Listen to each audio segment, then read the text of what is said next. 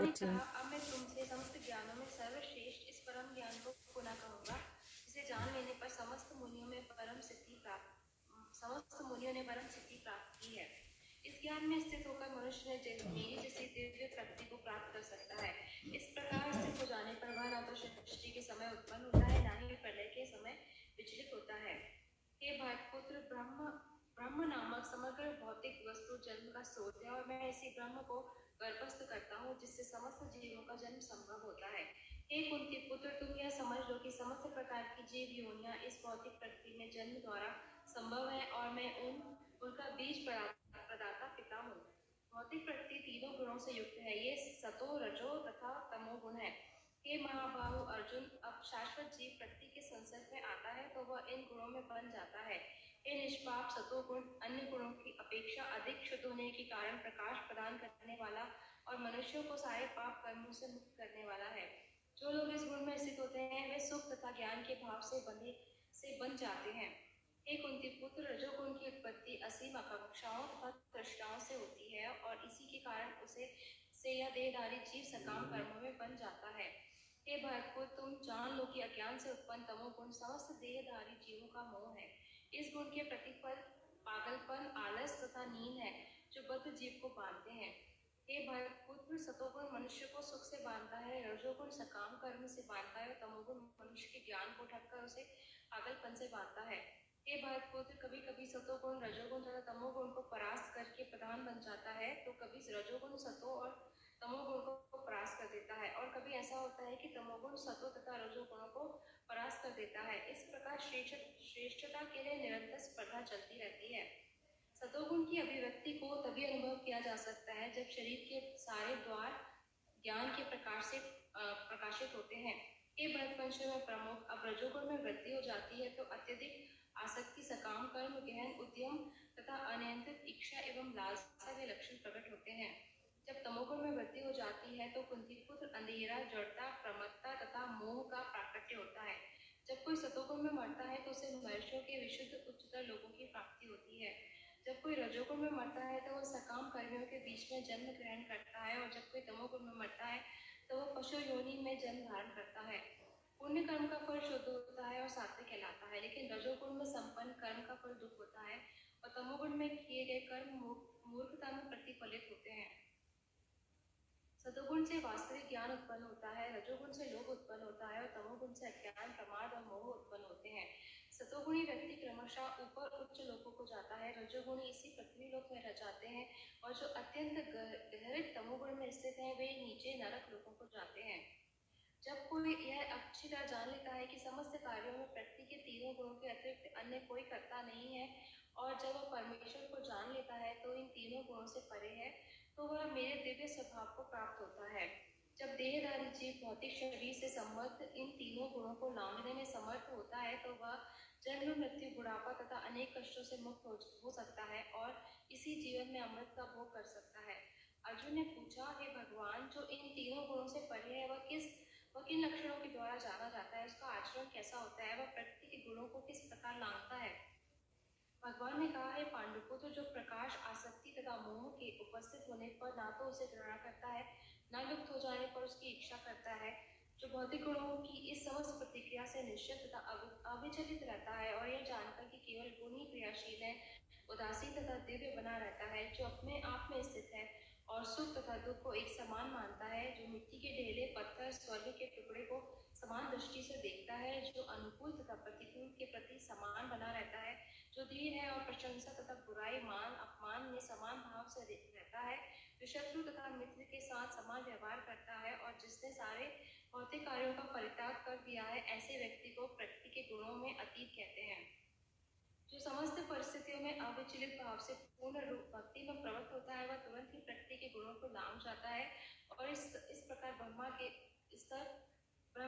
स्तर तक पहुंच जाता है। और मैं ही उस निराकार ब्रह्म का आश्रय हूँ, अमर्त्य, अविनाशी तथा शाश्वत है और चरम सुख का स्वाभाविक पद है। इस प्रकार श्रीमद् भगवद गीता के 14वें अध्याय प्रकृति के 3 गुणों का भक्ति विधान अध्याय 15 पुरुषोत्तम योग। भगवान ने कहा जाता है कि एक शाश्वत अश्वत्थ वृक्ष है जिसकी जड़ें तो ऊपर की ओर है और शाखाएं नीचे नीचे की ओर तथा पत्तियां वैदिक स्रोत है। जो इस वृक्ष को जानता है वह वेदों का ज्ञाता है। इस वृक्ष की शाखाएं ऊपर तथा नीचे फैली हुई हैं और प्रकृति के 3 गुणों द्वारा पोषित है। इसकी टहनियां इंद्रिय विषय हैं। वृक्ष की जड़ें नीचे की ओर भी जाती हैं, जो मानव समाज के सकाम कर्मों से बंधी हुई है। इस वृक्ष के वास्तविक स्वरूप का अनुभव इस जगत में नहीं किया जा सकता। कोई भी नहीं समझ सकता कि इसका आदि कहाँ है और अंत कहाँ है या इसका आधार कहाँ है। लेकिन मनुष्य को चाहिए कि इस दृढ़ मूल वाले वृक्ष को विरक्ति के शस्त्र से काट गिराए। तत्पश्चात उसे ऐसे स्थान की खोज करनी चाहिए जहाँ जाकर लौटना न पड़े और जहाँ उस भगवान की शरण ग्रहण कर ली जाए, जिससे अनादिकाल से प्रत्येक वस्तु का सूत्रपात तथा विस्तार होता आया है। जो झूठी प्रतिष्ठा, मोह को संगति से मुक्त है, जो शाश्वत तत्व को समझते हैं, जिन्होंने भौतिक काम को नष्ट कर दिया है, जो सुख तथा दुख के द्वंद्व से मुक्त है और जो मोह रहित होकर परम पुरुष के शरणागत होना चाहते हैं, वे शाश्वत राज्य को प्राप्त होते हैं। वह मेरा परम धाम ना तो सूर्य या चंद्र के द्वारा प्रकाशित होता है, ना ही अग्नि या बिजली से। जो लोग वहां पहुंचते हैं वे इस भौतिक जगत में फिर से लौटकर नहीं आते। इस बद्ध जगत में सारे जीव मेरे शाश्वत अंश हैं। बद्ध जीवन के कारण वे 6 इंद्रियों से घोर संघर्ष कर रहे हैं, जिनमें मन भी सम्मिलित है। इस संसार में जीव अपने देहात्म बुद्धि को एक शरीर से दूसरे में उसी तरह ले जाता है जिस तरह वायु सुगंधि को ले जाता है। इस प्रकार वह एक शरीर धारण करता है और फिर उसे त्याग कर दूसरा शरीर धारण करता है। इस प्रकार दूसरा स्थूल शरीर धारण करके जीव विशेष प्रकार का कान, आँख, नाक, जीभ तथा स्पर्श इंद्रियां प्राप्त करता है, जो मन के चारों ओर संपूजित है। इस प्रकार वह इंद्रिय विषयों के विशिष्ट समुच्चय का भोग करता है। मूर्ख ना तो समझ पाते हैं कि जीव किस प्रकार अपना शरीर त्याग करता है, ना ही वह यह समझ पाते हैं कि प्रकृति के गुणों के अधीन वह किस तरह के शरीर को भोग करता है। लेकिन जिसकी आंखें ज्ञान में प्रशिक्षित होती हैं, वह यह सब देख सकता है। आत्म साक्षात्कार को प्राप्त प्रयत्नशील योगी जन यह सब स्पष्ट रूप से देख सकते हैं। लेकिन जिनके मन विकसित नहीं है और जो आत्म साक्षात्कार को प्राप्त नहीं है, प्रयत्न करके भी यह नहीं देख पाते कि क्या हो रहा है। सूर्य का तेज जो सारे विश्व के अंधकार को दूर करता है, मुझसे ही निकलता है। चंद्रमा तथा अग्नि के तेज भी मुझसे उत्पन्न है। मैं प्रत्येक लोक में प्रवेश करता हूँ और मेरी शक्ति से सारे लोग अपनी कक्षा में रहते हैं। मैं चंद्रमा बनकर समस्त वनस्पतियों को जीवन रस प्रदान करता हूँ। मैं समस्त जीवों के शरीर में पाचक अग्नि हूँ और मैं श्वास प्रश्वास में रहकर 4 प्रकार के अन्नों को पचाता हूँ। मैं प्रत्येक जीव के हृदय में आसीन हूँ और मुझसे ही स्मृति, ज्ञान तथा विस्मृति होती है। मैं ही वेदों के द्वारा जानने योग्य हूँ। निसंदेह मैं वेदांत का संकलन करता तथा समस्त वेदों का जानने वाला हूँ। जीव 2 प्रकार के हैं, च्युत तथा अच्युत। भौतिक जगत में प्रत्येक जीव च्युत होता है और आध्यात्मिक जगत में प्रत्येक जीव अच्युत कहलाता है। इन दोनों के अतिरिक्त एक परम पुरुष परमात्मा है, जो साक्षात अविनाशी भगवान है और तीनों लोकों में प्रवेश करके उनका पालन कर रहा है। चूंकि मैं क्षर तथा अक्षर दोनों के परे हूँ और चूंकि मैं सर्वश्रेष्ठ हूँ, अतः मैं इस जगत में तथा वेदों में परम पुरुष के रूप में विख्यात हूँ। जब कोई मुझे संशय रहित होकर पुरुषोत्तम भगवान के रूप में जानता है, वह सब कुछ जानने वाला है। अतः हे भरतपुत्र, यह व्यक्ति मेरी पूर्ण भक्ति में रत होता है। ये अनघ वैदिक शास्त्रों का सर्वाधिक गुप्त अंश है, जिसे मैंने अब प्रकट किया है। जो कोई इसे समझता है वह बुद्धिमान हो जाएगा और उसके प्रयास पूर्ण होंगे। इस प्रकार श्रीमद् भगवद गीता के 15वें अध्याय पुरुषोत्तम योग का भक्ति वेदांत तात्पर्य पूर्ण हुआ।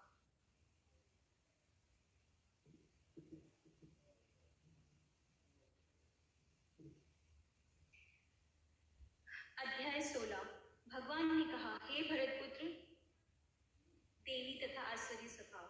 भगवान ने कहा, हे भरतपुत्र, निर्भयता, आत्मशुद्धि, आध्यात्मिक ज्ञान का अनुशीलन, दान, आत्मसंयम, यज्ञ परायणता, वेदाध्ययन, तपस्या, सरलता, असहिंता, सत्यता, क्रोध विहीनता, त्याग, शांति, शिद्रान्वेषण में अरुचि, समस्त जीवों पर करुणा, लोभ विहीनता, भद्रा, लज्जा, संकल्प, तेज, क्षमा, धैर्य, पवित्रता, ईर्ष्या तथा सम्मान की अभिलाषा से मुक्ति, ये सारे दिव्य गुण हैं जो देवी प्रकृति के संपन्न देव तुल्य पुरुषों में पाए जाते हैं। हे पार्थपुत्र, दंभ, दर्प, अभिमान, क्रोध, कठोरता तथा अज्ञान, ये आसुरी स्वभाव वालों के गुण हैं। आसुरी गुण बंधन दिलाने के लिए हैं। हे पांडुपुत्र, तुम चिंता मत करो, क्योंकि तुम देवी गुणों से युक्त होकर जन्मे हो। हे पात्रपुत्र, इस संसार में सर्जित प्राणी दो प्रकार के हैं, देवी तथा आसुरी। मैं पहले ही विस्तार से तुम्हें देवी गुण बतला चुका हूँ। अब मुझसे आसुरी गुणी के विषय में सुनो। जो आसुरी हैं वे ये नहीं जानते कि क्या करना चाहिए और क्या नहीं करना चाहिए। उनमें न तो पवित्रता, न उचित आचरण और न ही सत्य पाया जाता है।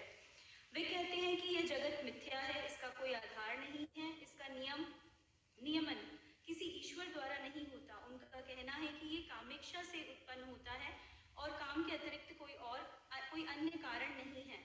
ऐसे निष्कर्षों का अनुगम करते हुए आसुरी लोग, जिन्होंने आत्मज्ञान खो दिया है और जो बुद्धिहीन हैं, ऐसे अनुपयोगी एवं भयावह कार्यों में प्रवृत्त होते हैं जो संसार का विनाश करने के लिए होता है। कभी न संतुष्ट होने वाले काम का आश्रय लेकर तथा गर्भ के मद एवं मिथ्या प्रतिष्ठा में डूबे हुए आसुरी लोग इस तरह मोहग्रस्त होकर सदैव क्षणभंगुर वस्तुओं के द्वारा अपवित्र कर्म का व्रत लिए रहते हैं। उनका विश्वास है कि इंद्रियों की दृष्टि ही मानव सभ्यता की मूल आवश्यकता है। इस प्रकार मरण काल तक उनको अपार चिंता होती रहती है। वे लाखों इच्छाओं के जाल में बंधकर तथा काम और क्रोध में लीन होकर इंद्रिय तृप्ति के लिए अवैध ढंग से धन संग्रह करते हैं।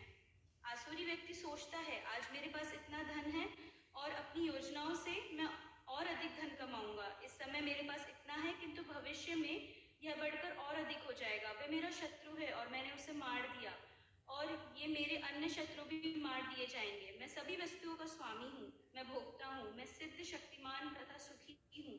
मैं सबसे धनी व्यक्ति हूँ और मेरे आसपास मेरे कुलीन संबंधी हैं।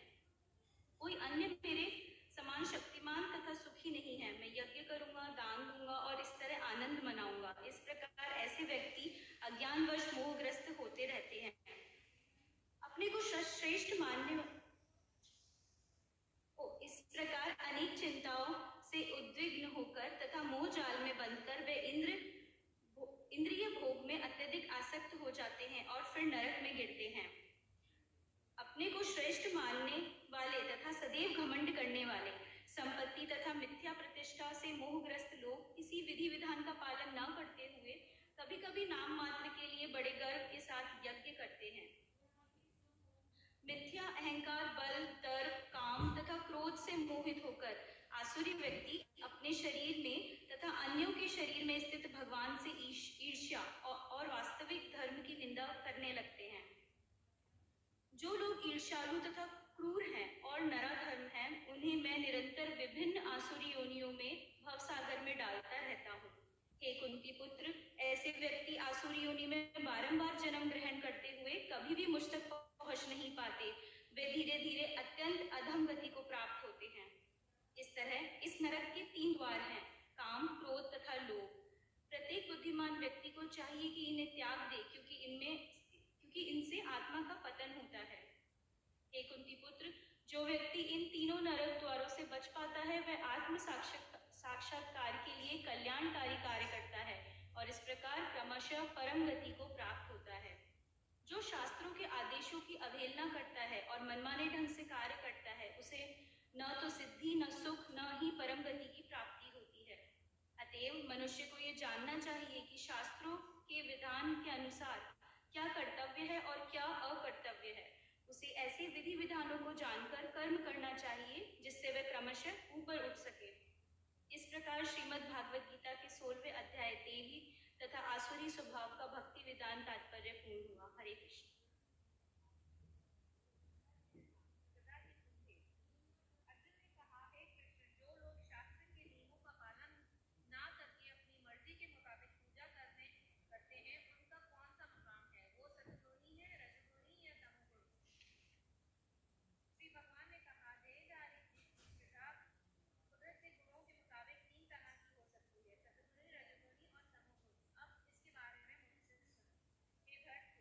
कुदरत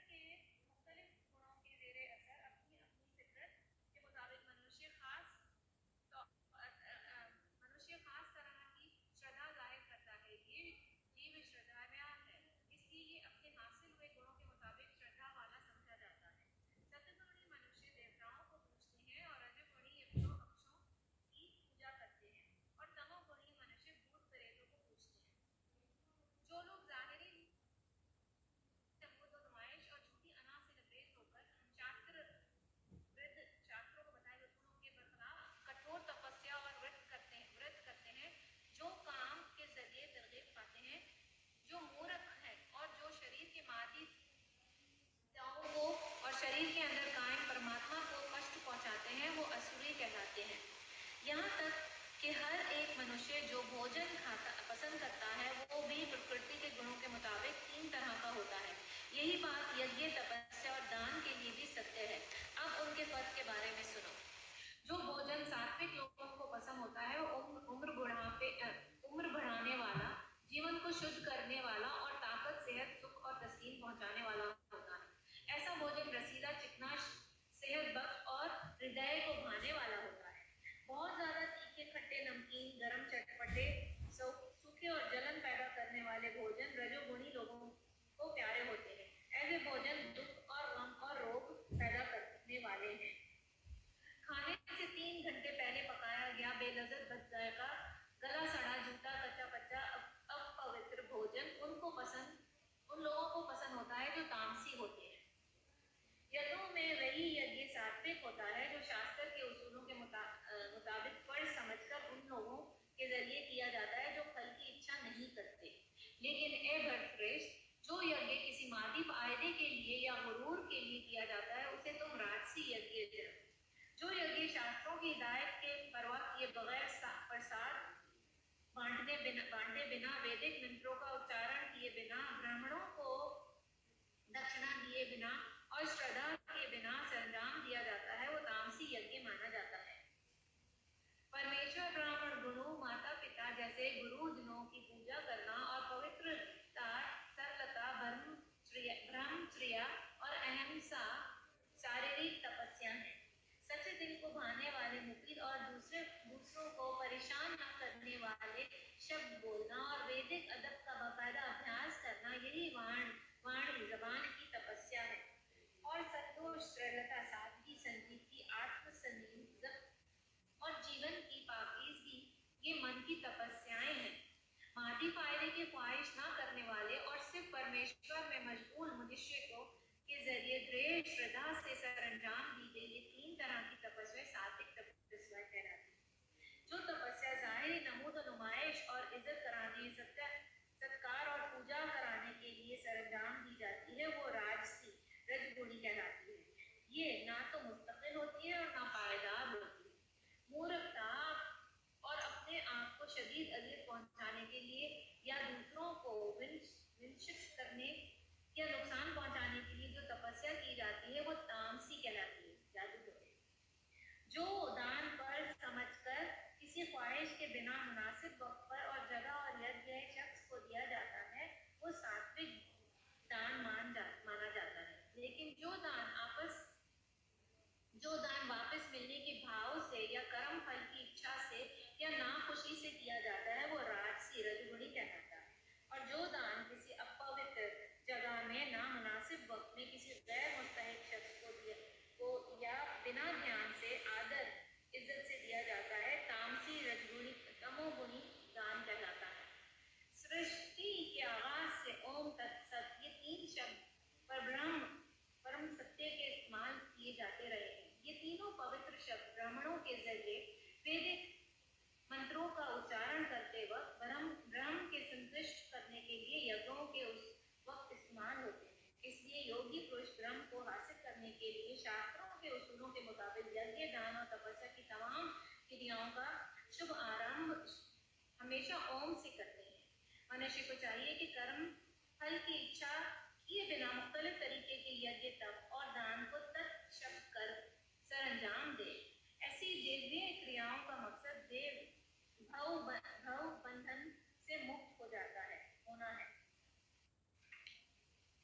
परम सत्य भक्ति यज्ञ का मकसद है और उसे सत शब्द से जाहिर किया जाता है। ए प्रथा पुत्र, ऐसे यज्ञ को सरंजाम देने वाला भी सत्य कहलाता है।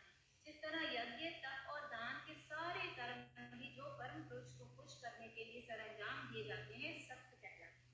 ये भारत श्रद्धा के बिना यज्ञ, दान या तप के रूप में जो भी किया जाता है वो निष्फल, नाश होने वाला है और असत्य कहलाता है और इस जन्म को अगले जन्म दोनों ही बेकार कर जाता है।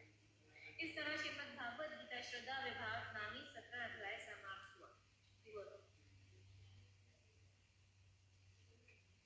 18वां 2 तो रहते हैं बस, 17 18वां 17 कब तक 18वां आखिरी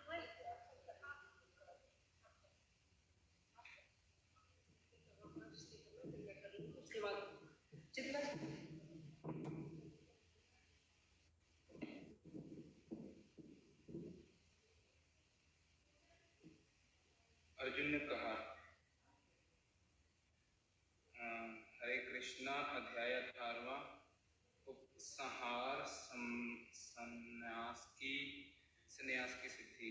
अर्जुन ने कहा, हे महाबाहु, हे त्याग का उपदेश जानने का इच्छुक हूँ, और हे केशनिशूदन, हे ऋषिकेश, हे त्यागमय जीवन का उपदेश जानने का चाहत हूँ। भगवान ने कहा, भौतिक इच्छा पर आधारित कर्मों के परित्याग को विद्वान लोगों का स्वयं कहते हैं संन्यास कहते हैं, और समस्त कर्मों के फल त्याग को बुद्धिमान लोग त्याग कहते हैं। कुछ विभिन्न विद्वान घोषित करते हैं कि समस्त प्रकार के सकाम कर्मों को दोषपूर्ण समझकर त्याग देना चाहिए, किंतु अन्य विभिन्न विद्वान मानते हैं कि ज्ञान दान, यज्ञ दान तथा तपस्या के कर्मों को कभी नहीं त्यागना चाहिए। हे भरतश्रेष्ठ, अब त्याग के विषय में मेरा निर्णय सुनो। हे नरशार्दूल, शास्त्रों में त्याग 3 तरह का बताया गया है। यज्ञ दान तथा तपस्या के कर्मों का कभी परित्याग नहीं करना चाहिए, उन्हें अवश्य संपन्न करना चाहिए। निस्संदेह यज्ञ दान तथा तपस्या महात्माओं की भी शुद्ध बनाते हैं। हरे कृष्णा। सियोना माता जी, सियोना।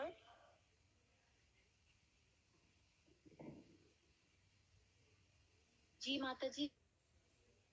20-25 चले, मैंने वैसे 10 मिनट बैठ सकते। हाँ जी सियोना जी, आप रीड करेंगे 18 लेसन। माता जी मैंने खोला नहीं, आपकी आवाज नहीं आई।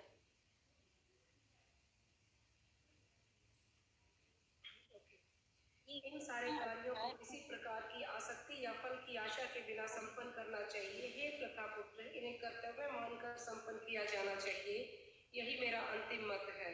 निर्दिष्ट कर्तव्यों को कभी नहीं त्यागना चाहिए। यदि कोई मोहवश अपने नियत कर्मों का परित्याग कर देता है तो ऐसे त्याग को तामसी कहा जाता है। जो व्यक्ति नियत कर्मों को कष्टप्रद समझकर या शारीरिक क्लेश के भय से त्याग देता है, उसके लिए कहा जाता है कि उसने यह त्याग रजोगुण में किया है। ऐसा करने से कभी त्याग का उच्च फल प्राप्त नहीं होता। हे अर्जुन, जब मनुष्य नियत कर्तव्य को करणीय मानकर करता है और समस्त भौतिक संगति तथा फल की आसक्ति को त्याग देता है तो उसका त्याग सात्विक कहलाता है। सतोगुण में स्थित बुद्धिमान त्यागी, जो न तो अशुभ कर्म से घृणा करता है, न शुभ कर्म से लिप्त होता है, वह कर्म के विषय में कोई संशय नहीं रखता।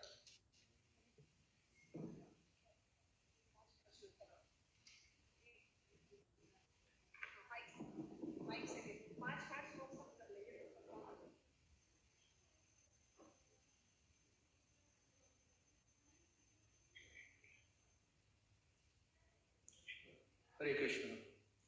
हे अर्जुन, जब मनुष्य नियत कर्तव्य को कारणीय मानकर करता है और समस्त भौतिक संगति तथा फल की आसक्ति को त्याग देता है तो उसका त्याग सात्विक कहलाता है।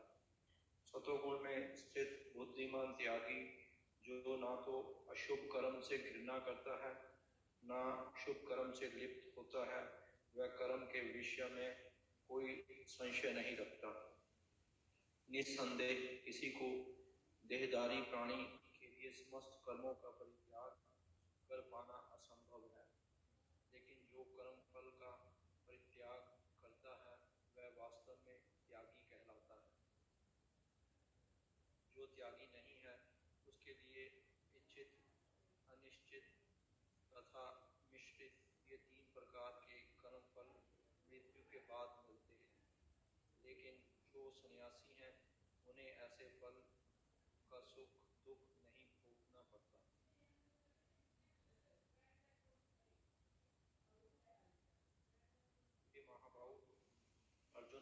वेदांत के अनुसार समस्त कर्म की पूर्ति के लिए 5 कारण हैं। अब तुम इन्हें मुझसे सुनो। कर्म का स्थान, कर्ता, विभिन्न इंद्रियां, अनेक प्रकार के चेष्टाएं तथा परमात्मा, ये 5 कर्म के कारण हैं। मनुष्य अपने शरीर,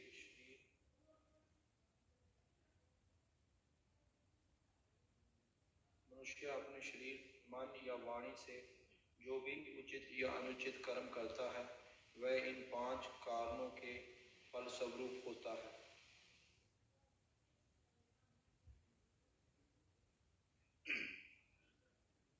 अतएव जो इन 5 कारणों को न मानकर अपने आप के ही एकमात्र कर्ता मानता है वह निश्चय ही बहुत बुद्धिमान नहीं होता और वस्तुओं को सही रूप में नहीं देख सकता। जो मिथ्या अहंकार से प्रेरित नहीं है, जिसकी बुद्धि बंधी नहीं है, वो इस संसार में मनुष्य को मारता हुआ ही नहीं मारता, ना ही वह अपने कर्मों से बंध होता है। ज्ञान, ज्ञेय तथा ज्ञाता, ये तीनों कर्मों को प्रेरणा देने वाला कारण है। इंद्रियां, कर्म तथा कर्ता, ये 3 कर्म के संगठक है। प्रकृति के 3 गुणों के अनुसार ही ज्ञान, कर्म तथा कर्ता के 3 भेद हैं। अब तुम मुझे इन्हें सुनो। जिस ज्ञान से अनंत रूपों में विभिन्न सारे जीवों में एक ही अभिव्यक्त आध्यात्मिक प्रकृति देखी जाती है, उससे ही तुम सात्विक जानो।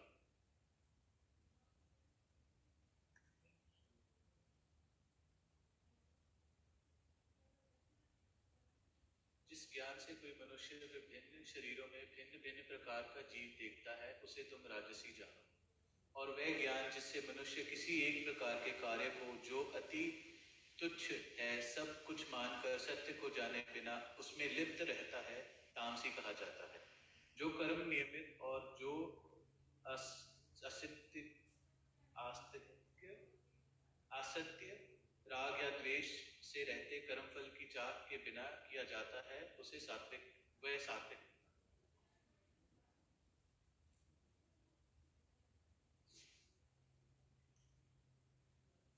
लेकिन जो कार्य अपनी इच्छा पूर्ति के निर्मृत प्रयास पूर्वक एवं मिथ्या अहंकार के भाव से किया जाता है वह राजगुणी कहलाता है। जो कर्म मोहवश शास्त्रीय आदेशों की अवहेलना करते तथा भावी बंधन की परवाह किए बिना या हिंसा अथवा अन्य को दुख पहुंचाने के लिए किया जाता है वह तामसी कहलाता है।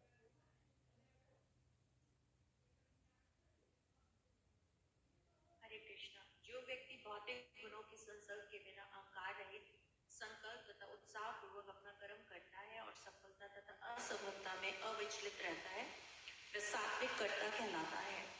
जो कर्ता कर्म तथा कर्म फल के प्रति आसक्त होकर फलों का भोग करना चाहता है तथा जो लोभी, सदैव ईर्ष्यालु, अपवित्र और दुख सुख से विचलित होने वाला है वह राजसी कहा जाता है।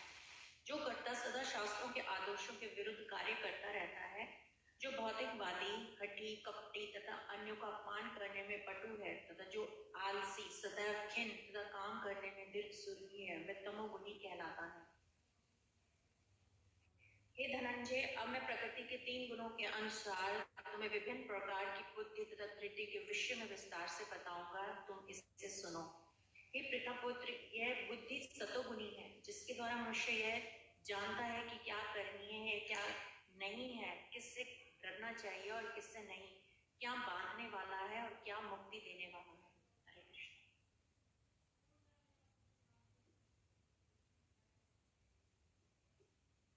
हे पुत्र, जो बुद्धि धर्म तथा अधर्म, करणीय तथा अकरणीय कर्म में भेद नहीं कर पाती वह राजसी है। जो बुद्धि मोह तथा अंधकार के वशीभूत होकर अधर्म को धर्म और धर्म को अधर्म मानती है और सदैव विपरीत दिशा में प्रयत्न करती है, ये पाठ वह तामसी है। हे पुत्र, जो अटूट है, जिसे योगाभ्यास द्वारा अचल रहकर धारण किया जाता है और जो इस प्रकार मन, प्राण तथा इंद्रियों के कार्यकलापों को वश में रखती है वह ध्रुति सात्विक। लेकिन है अर्जुन, जिस ध्रुति से मनुष्य धर्म, अर्थ तथा काम के फलों में लिप्त बना रहता है, वह राजसी है। हे पार्थ, जो ध्रुति स्वप्न, भय, शोक, विषाद तथा मोह के परे नहीं जाती, ऐसी विभूतिपूर्ण ध्रुति तामसी है।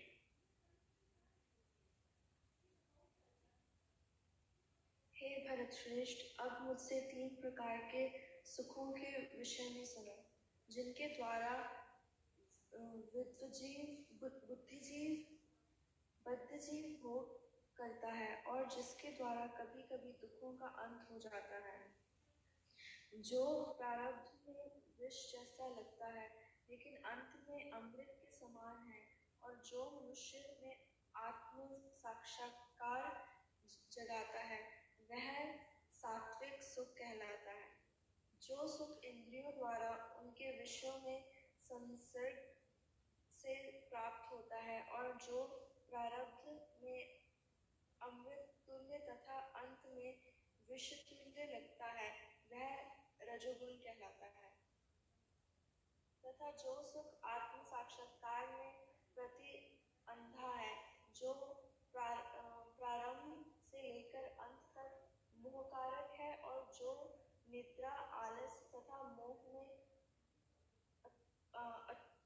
उत्पन्न होता है, वह तामसी कहलाता है। इस लोक में स्वर्गलोकों में या देवताओं में मध्य में कोई भी ऐसा व्यक्ति विद्यमान नहीं है जो प्रकृति के 3 गुणों से मुक्त हो। कृष्ण, हे परम तप, ब्राह्मणों, क्षत्रियों, वैश्यों तथा शूद्रों में प्रकृति के गुणों के अनुसार उनके स्वभाव तथा उत्पन्न गुणों के द्वारा भेद किया जाता है। शांति प्रियता, आत्मसंयम, तपस्या, पवित्रता, सहिष्णुता, सत्यनिष्ठा, ज्ञान, विज्ञान तथा धार्मिकता, ये सारे स्वाभाविक गुण हैं जिनके द्वारा ब्राह्मण कर्म करते हैं। वीरता, शक्ति, संकल्प, दक्षता, युद्ध में धैर्य, उदारता तथा नेतृत्व, ये क्षत्रियों के स्वाभाविक गुण हैं। कृषि करना, गोरक्षा तथा व्यापार वैश्यों के स्वाभाविक कर्म है, और शूद्रों का कर्म श्रम तथा अन्यों की सेवा करना है। अपने अपने कर्मों के गुणों का पालन करते हुए प्रत्येक व्यक्ति सिद्ध हो सकता है। अब तुम मुझसे सुनो कि ये सारे किस प्रकार किए जा सकते हैं।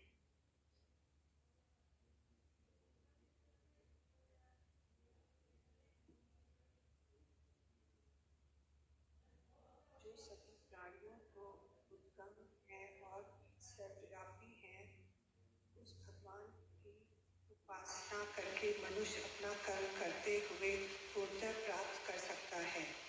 अपने वृत्ति परक कार्य को करना, चाहे वह कितना ही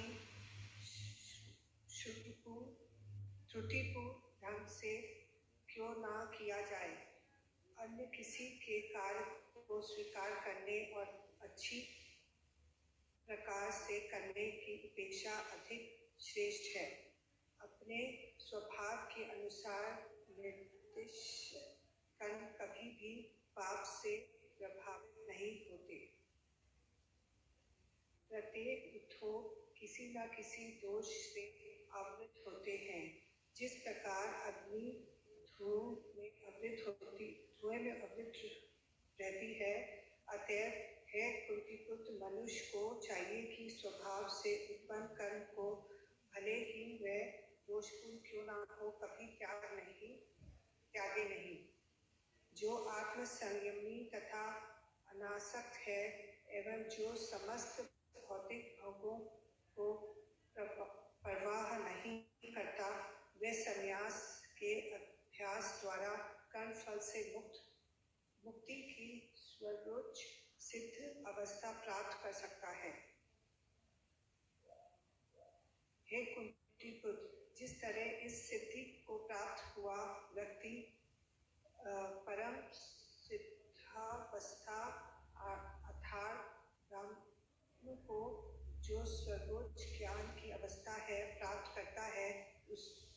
मैं संक्षेप में तुमसे वर्णन करूंगा, उसे तुम जानो।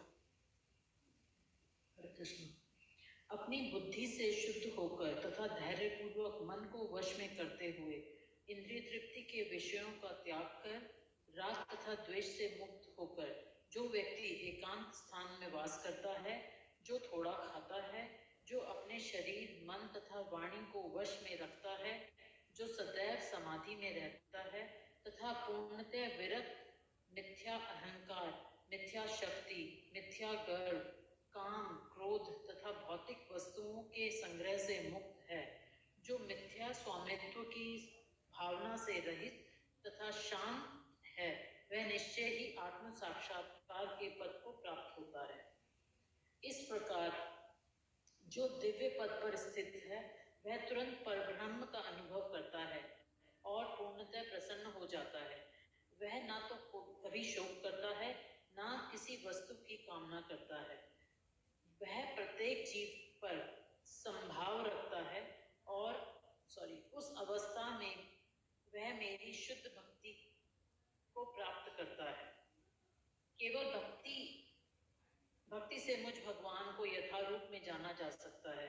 जब मनुष्य ऐसी भक्ति से मेरे पूर्ण भावनामृत में होता है, तो वह वैकुंठ जगत में प्रवेश कर सकता है। मैं आगे करूँगा तो 3 मेरे एक साथ थे। मेरा शुद्ध भक्त में संरक्षण मेरा शुद्ध भक्त मेरे संरक्षण ने समस्त प्रकार के कार्यों में संलग्न रहकर भी मेरी कृपा से नित्य तथा अविनाशी धाम को प्राप्त होता है। सारे कार्यों के लिए मुझ पर निर्भर रहो और मेरे संरक्षण में सदा कर्म करो। ऐसी भक्ति में मेरे प्रति पूर्णतः सचेत रहो। यदि तुम मुझसे भावना भवित होंगे तो मेरी कृपा से तुम बुद्ध जीवन के सारे अवरोधों को लांघ जाओगे। लेकिन यदि तुम मिथ्या अहंकारवश ऐसी चेतना में कर्म नहीं करोगे, तो मेरी बात नहीं सुनोगे, तो तुम विनिष्ट हो जाओगे। यदि तुम मेरे निर्देशानुसार कर्म नहीं करते और युद्ध में प्रवृत्त नहीं होते, तो तुम कर्म कुमार्ग पर जाओगे। तुम्हें अपने स्वभाववश युद्ध में लगना होगा। इस समय तुम मोहवश मेरे निर्देशानुसार कर्म करने से मना कर रहे हो, लेकिन मैं कुंती पुत्र, तुम अपने ही स्वभाव में उत्पन्न कर्म द्वारा बाध्य होकर वही सब करोगे। हे अर्जुन, परमेश्वर प्रत्येक जीव के हृदय में स्थित है और भौतिक शक्ति में निर्मित यंत्र में सवार की भांति बैठे समस्त जीवों को अपनी माया से भरमा रहे हैं। हे भारत, तुम सब प्रकार से उसी की शरण में जाओ। अब उसकी कृपा से तुम परम शांति को तथा परम नित्य धाम को प्राप्त होगे। इस प्रकार मैंने तुम्हें गुहतार ज्ञान बतला दिया। इस पर पूरी तरह से मनन करो और तब जो चाहे सो करो। क्योंकि तुम मेरे अत्यंत प्रिय मित्र हो, अतएव मैं तुम्हें अपना परम आदेश जो सर्वाधिक ज्ञान है बता रहा हूँ, इसे अपने हित के लिए सुनो। सदैव मेरा चिंतन करो, मेरे भक्त बनो, मेरी पूजा करो और मुझे नमस्कार करो। इस प्रकार तुम निश्चित रूप से मेरे पास आओगे। मैं तुम्हें वचन देता हूँ, क्योंकि तुम मेरे परम प्रिय मित्र हो। समस्त प्रकार के धर्मों का परित्याग करो और मेरी शरण में आओ। मैं समस्त पापों से तुम्हारा उद्धार कर दूंगा, डरो मत। यह गुह्य ज्ञान उनको कभी भी न बताया जाए जो न तो संयमी है, न एक निष्ठा है, न भक्ति में रत है, न ही उसे जो मुझसे द्वेष करता हो। जो व्यक्ति भक्तों को यह परम रहस्य बताता है, वह शुद्ध भक्ति को प्राप्त करेगा और अंत में वह मेरे पास वापस आ जाएगा। इस संसार में मैं उसकी अपेक्षा कोई अन्य सेवक न तो मुझे अधिक प्रिय है और न कभी होगा। और मैं घोषित करता हूँ कि जो हमारे इस पवित्र संवाद का अध्ययन करता है, वह अपनी बुद्धि से मेरी पूजा करता है, और जो श्रद्धा समेत तथा द्वेष रहित होकर इसे सुनता है वह सारे पापों से मुक्त हो जाता है और उन शुभ लोकों को प्राप्त होता है जहाँ पुण्य आत्माएं निवास करती हैं। हे पितापुत्र, हे धनंजय, क्या तुमने इस शास्त्र को एकाग्र चित्त होकर सुना और क्या अब तुम्हारा अज्ञान तथा मोह दूर हो गया है? अर्जुन ने कहा, हे कृष्ण, हे अच्युत, अब मेरा मोह दूर हो गया है। आपके अनुग्रह से मुझे मेरी स्मरण शक्ति वापस मिल गई है। अब मैं संशय रहित तथा दृढ़ हूँ और आपके आदेशानुसार कर्म करने के लिए उद्यत हूँ। संजय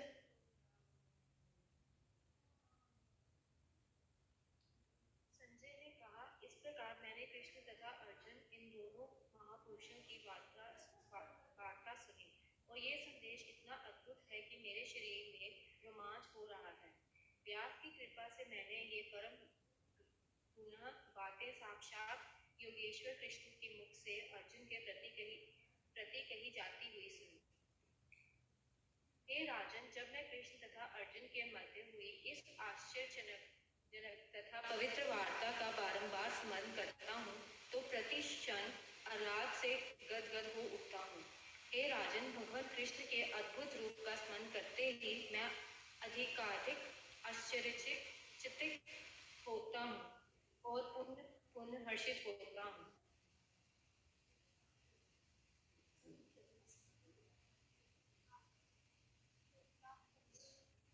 जहाँ योगेश्वर कृष्ण है और जहाँ परम धनुर्धर अर्जुन है, वहीं ऐश्वर्य, विजय, अलौकिक शक्ति तथा नीति भी निश्चित रूप से रहती है, ऐसा मेरा मत है। इस प्रकार श्रीमद् भागवत के 18वें अध्याय उपसंग्रह संशय की सिद्धि। जहाँ योगेश्वर कृष्ण है और जहाँ परम धनुर्धर अर्जुन है, वही ऐश्वर्य, विजय, अलौकिक शक्ति तथा नीति भी निश्चित रूप से रहती है, ऐसा मेरा मत है। इस प्रकार श्रीमद् भगवद गीता के 18वें अध्याय उपसंहार संन्यास की सिद्धि का भक्ति वेदांत तात्पर्य पूर्ण हुआ। हरे कृष्णा हरे हरे, हरे राम राम राम हरे हरे। श्रीमद् भगवद गीता कृष्णा कृष्णा हरे हरे, हरे राम राम राम हरे हरे, हरे कृष्णा कृष्णा कृष्णा हरे हरे, हरे राम राम हरे। श्रीमद् भगवद गीता की जय। शीला प्रभुपाद की जय। गोपाल कृष्ण गोस्वामी महाराज की जय।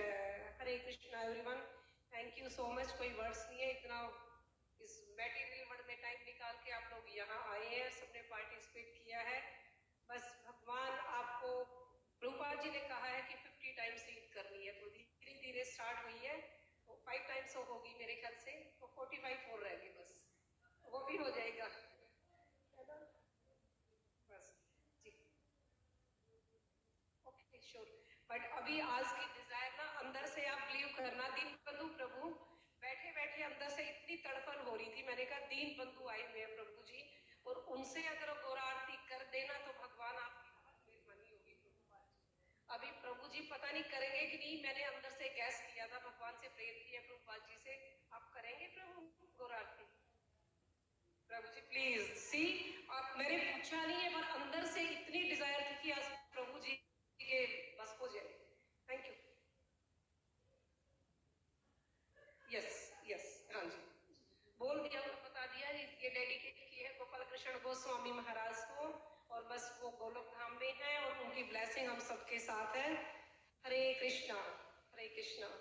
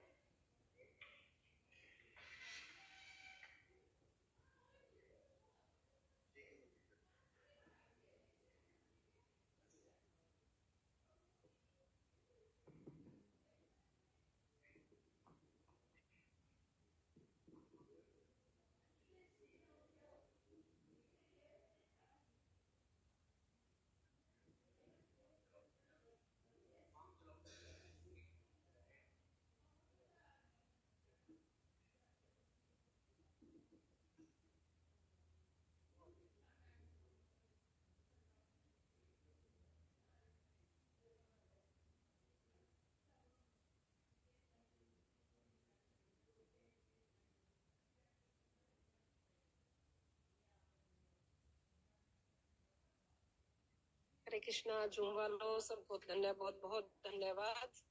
तो आपने पार्टिसिपेट किया है और Hare Krishna. Thank you so much माता जी। इस बार सारे मिलके करेंगे, ठीक है। आज की कुछ गलती भी है तो माफ करना।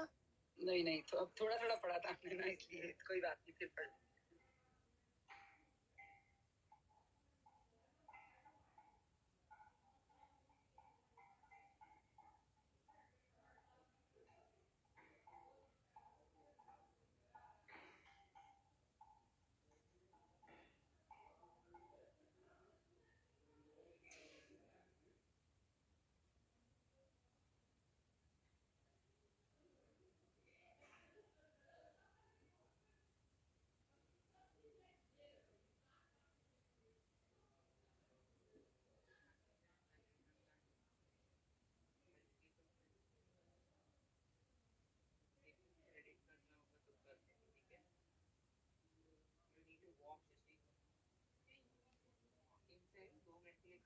फिर सोचो ना जो तुम पॉइंट है,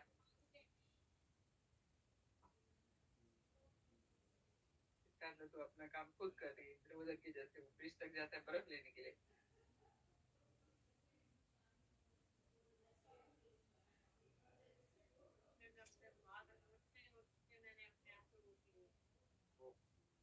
सीमा, તમારે મ્યુટ